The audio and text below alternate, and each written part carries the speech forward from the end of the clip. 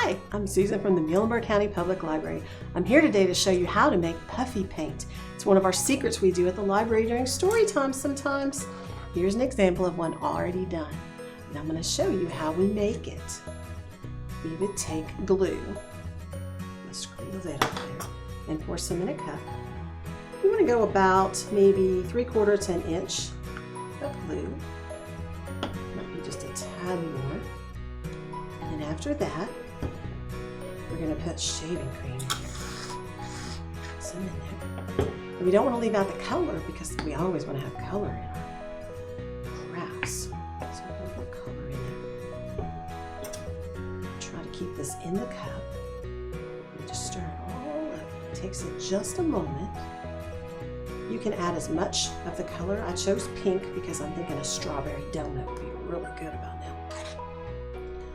Just stir it up so that the glue gets mixed in with the shaving cream really good, and our color sort of all blends together.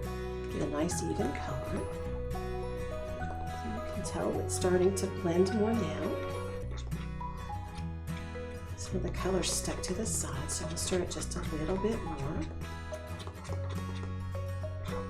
Doesn't matter what type of shaving cream that you use. It's just what we had in the office to use. Now, if this was a little bit dark, if I wanted a little bit lighter, I could add just a little bit to help tone down the color. Or if I wanted it brighter, just put another drop of the paint in. This is temper paint that I'm using, so it washes off really good if it gets on your table or on your kids' hands. If it gets on their clothes, just pre-soak it, it should come right out. I think that's a pretty color right there. Sort of reminds me of strawberry glaze. So I have a picture here of a donut, and I'm going to start painting it. Get me a wet wipe here. They're always handy to have. And then I'm just going to start painting on our donut. Now, the thicker you put it, the more, once it dries, the more bold it's going to look. Sometimes you got to keep going over it a few times to get it to be thick, and you can always add more to the cup if you don't have enough. I'm going to do about half of it here and let you get an idea. That's why it's called puffy paint, so it's nice and thick and puffy. A lot of times when we paint, we try to make it really thin so it dries fast. But this we want to have a little puffiness to it. Not staying in the lines very well, but sometimes when you paint it doesn't matter. Let's just go ahead. We'll take another moment and just go ahead and finish this. And once we get the donut finished, we're going to add sprinkles.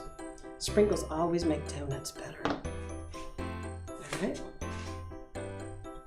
I normally would take a little bit more time with it, but that's okay today.